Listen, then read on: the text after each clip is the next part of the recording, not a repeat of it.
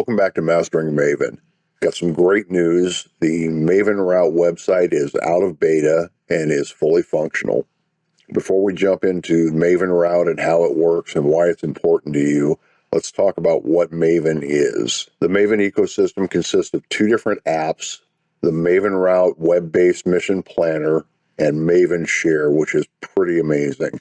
The two different apps, Maven, which is iOS and Android, supports a lot of the older drones, while Maven EVO, which is Android only, supports some of the newer drones.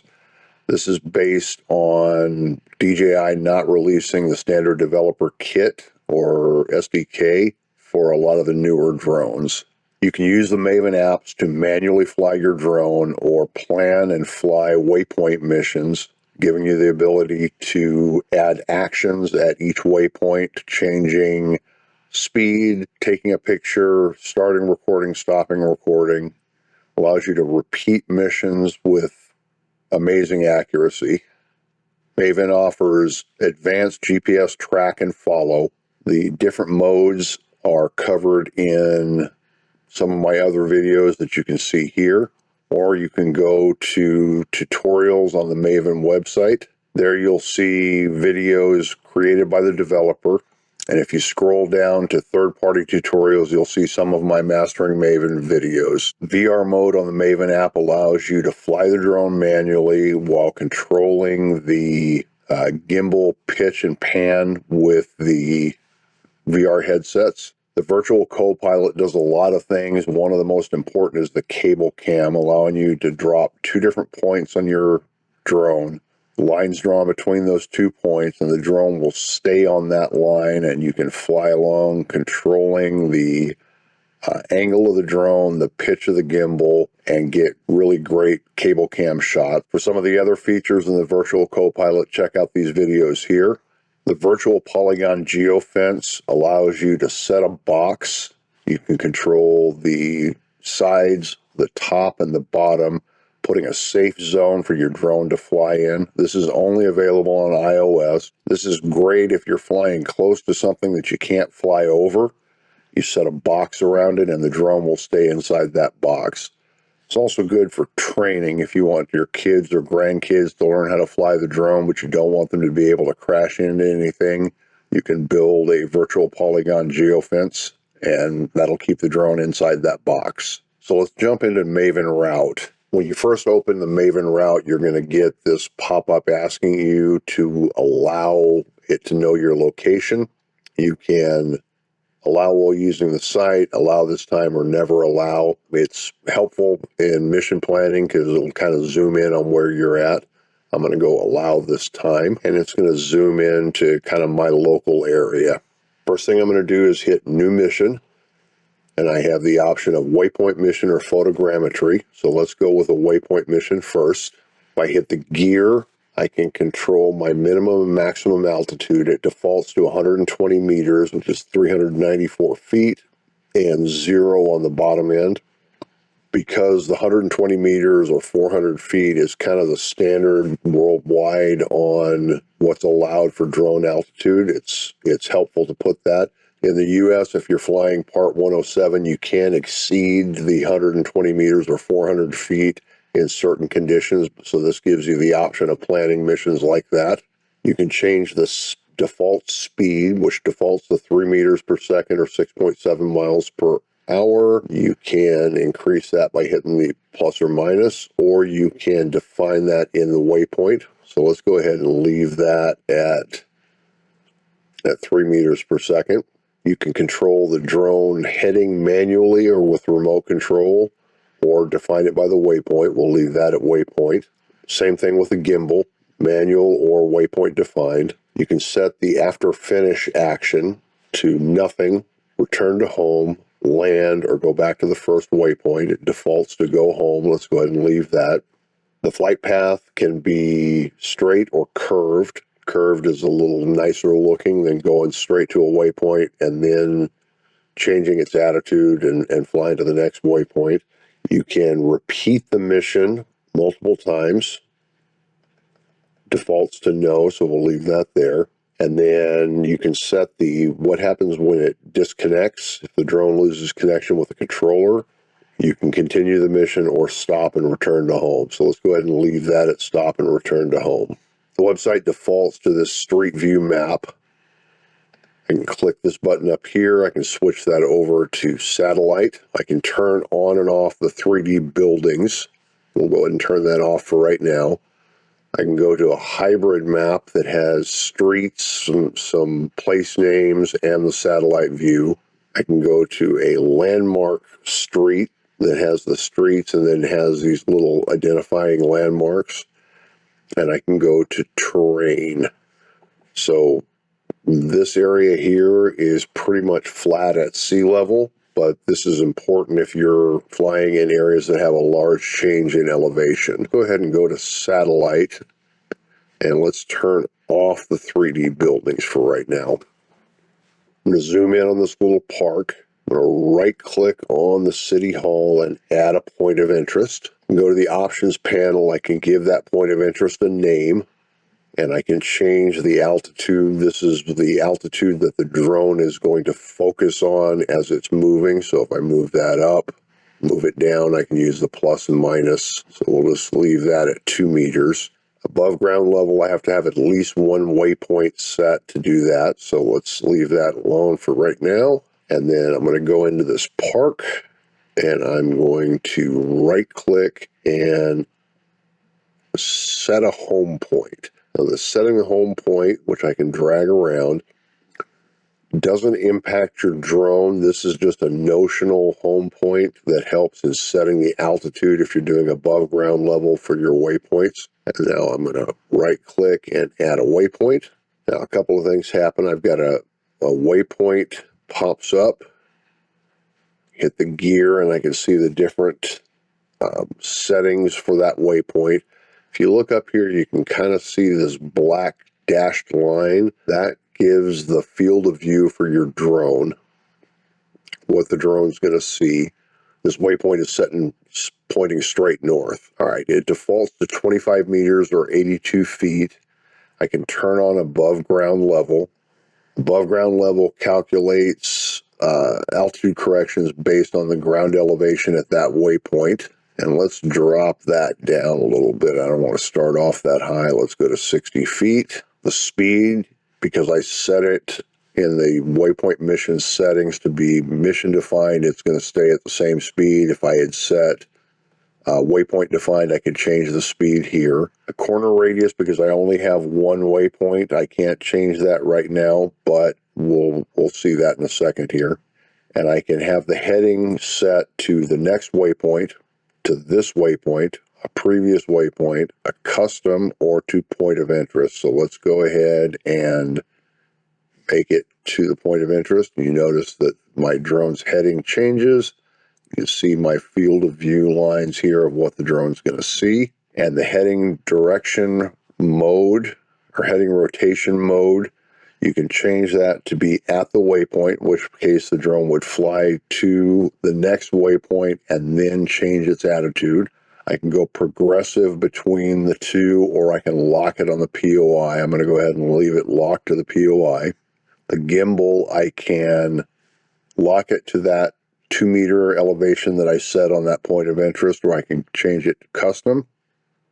And the gimbal rotation, same thing, to waypoint, change it on the waypoint, progressive throughout the flight, or locked to the point of interest.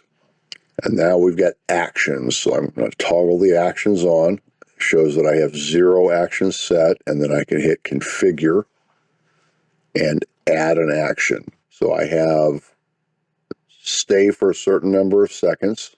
I can take a photo, start recording, stop recording, rotate the aircraft, tilt the camera, turn the bottom light on and off. So let's start recording at that waypoint. Hit OK. Let's go up here and right-click and add another waypoint. And because I had set this to point at the point of interest and I had set this to above ground level, the next waypoint defaults to that as well.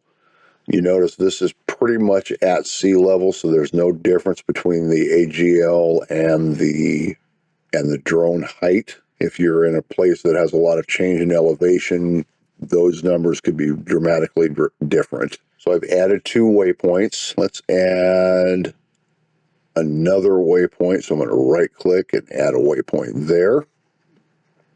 And let's bump that elevation up a little bit to get higher than the building. So we'll go up to about 92 feet, 28 meters. Now all of the settings that I set earlier are going to stay set on that. If I go down to the bottom of my settings, I can turn this waypoint into an orbit. So when I toggle that on, you notice that I get an orbit set at the distance of that waypoint from my point of interest. I can use the plus or minus or the slider to slide that, change that radius. I can change the number of turns and the direction. So it defaults to clockwise and 1 rotation. If I start hitting minus, you'll see I get a clockwise rotation 3/4 of the way around, halfway, 1/4. If I keep going negative, now it goes counterclockwise. And I can change the numbers of rotations there as well. So let's bump that up to 3. And I can turn that orbit into a spiral. So if I turn the spiral on, I can change the end radius. So let's bump that out. And I can change the end altitude. Let's turn those off and let's flip this into 3D mode. And now you can see that that is going to fly up to this waypoint, start recording, fly to this waypoint, fly here, and then it is going to orbit and increase its radius and increase its altitude as it goes. So I've got a pretty basic mission there, but I'd kind of like to see what it's going to look like. So I can toggle on the start preview, and I've got a couple of different options here. You can see the drone is flying the mission. I can flip to 2D. I can go to 3D, which shows me the drone and shows my field of view, or I can go to FPV. And I kind of get a preview of what the drone is going to see as it's flying this mission. In 3D mode, I can keep the camera centered on the drone so that the website will move along with the drone as I'm going through. Pretty cool stuff. I can change the speed of the playback. So now I've got a basic mission planned. Now what do I do with it? So let's turn that preview off. I need to get this mission to my phone that I use for a controller. So I'll hit the open export options. I can give the mission a name. I can set tags. And then I can export to CSV. I can export to GPX. I can export to Maven Share. We'll come back to that. And then I can export to a KML or KMZ file for Google Earth. When I hit export to Maven Share, it gives me a 6-digit code. If I go into the app, I can hit Waypoint, New Mission, and I get the from scratch, which allows me to plan a mission on my phone. Import from CSV, that I can use that CSV file that's exported there. By flight, which allows me to fly a mission and then set waypoints throughout the flight and then go back in and edit it. Or Maven Share. So let's hit Maven Share. And let's punch that 6-digit code in.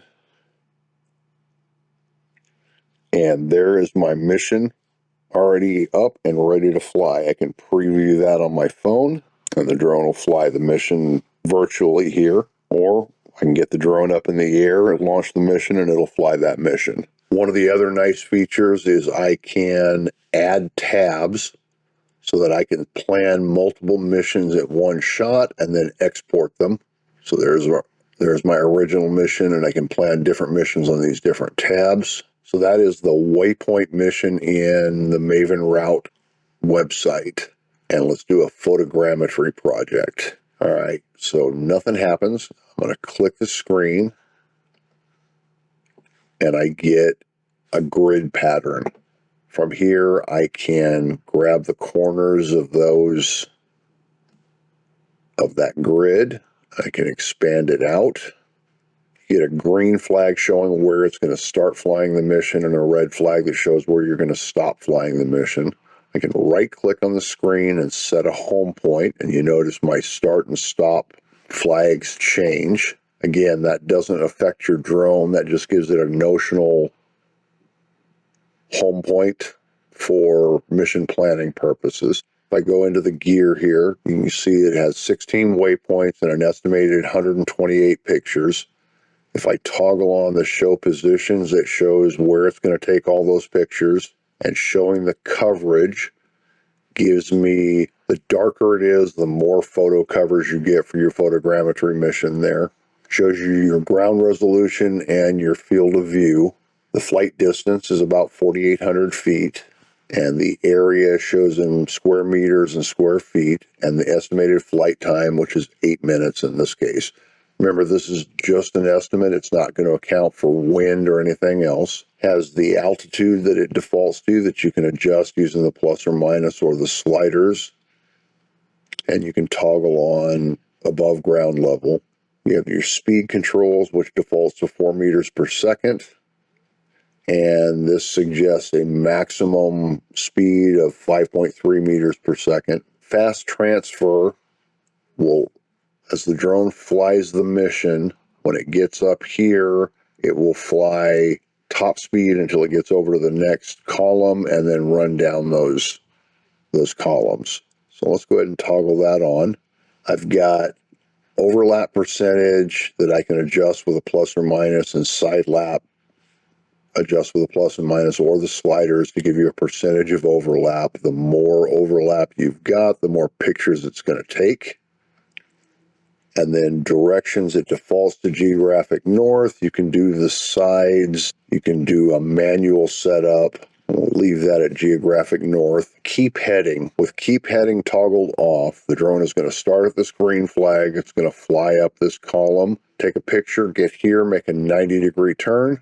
Here, make another 90-degree turn, and fly back down that next column. Toggling keep heading on, the drone will fly up that first column, fly sideways, and then fly backwards down the next column. I find that this speeds up the missions quite a bit. And then turning on the fill grid is going to dramatically increase the number of waypoints and the number of pictures for your photogrammetry mission. Camera angle defaults to straight down, and you can adjust that with a plus and minus or the slider. On finish, it's going to return to home. You can change that in the app itself if you wanted to do something else other than just return to home. And then your camera presets, it defaults to the DJI Mini 2. I can go in here and change that. I'm flying the Air 2S, and that changes the field of view on that. Changing the photo resolution doesn't do anything to your drone. It is just for mission planning to know how much resolution you're going to get. So now I've got this photogrammetry mission planned. If I hit the export, I can name the mission. I can add tags to it. I can add a waypoint at my home position. I can generate a waypoint for each, but the default seems to work. This is kind of nice. I can split the mission by duration. Now, this mission is only going to take about 10 minutes, but if I were to expand this out, let's do a much bigger area here. So that mission is going to take 27 minutes, and it's going to end up over water, so that's kind of sketchy. It's still within the time frame I could fly, but I would be sweating the whole end of the mission. So if I toggle on split waypoint, split mission by duration, I can change that. Let's set it to 10 minutes, and that's going to give me 3 separate missions. Now, I can export that to a CSV, which is going to give me 3 separate missions. Maven Share, it's going to give me the 6-digit code, allow me to send that to the app, or I can open that in MavenRoute. So if I open that in MavenRoute, I get the option of all parts or just part 1, 2, and 3. So let's do all parts. And now you see I have 3 different missions up here. Part 1 is going to fly this first piece, part 2 is going to fly the second piece, and part 3 is going to fly the third piece. Now you also have the option, if you stop a mission midpoint in the app, you can tell it to start the mission again from where it left off. And you can also export this to a KMZ. You have the option of importing JSON files to import your photogrammetry mission, and you can import and export to KML or KMZ. Now, this mission is basically at sea level. What happens if we get someplace that's got some change in elevation? So let's delete that mission out of there. Let's zoom up here, and let's go someplace that's got some change in elevation. Go someplace I can't fly the drone. There's the Golden Gate Bridge. And let's zoom in here. This is some old World War I and World War II artillery emplacements. So let's go new mission, photogrammetry, and tap, and I get a grid. Let's flip that over to 3D. The waypoints change elevation based on the ground elevation. Again, I can export this the same way. Split mission by duration, all the same stuff works there. So that is the MavenRoute addition to the Maven ecosystem. I'll leave a link in the description of where you can download this app and links to the Maven website. This video is not sponsored in any way by Maven, and I'm not associated with the developer. I am just a fan. This is something that I use pretty much every time I fly. So if you've learned something and you think you'd like more of this type of content, I would appreciate a thumbs up, and a subscription would help. Thank you, and we'll see you next time.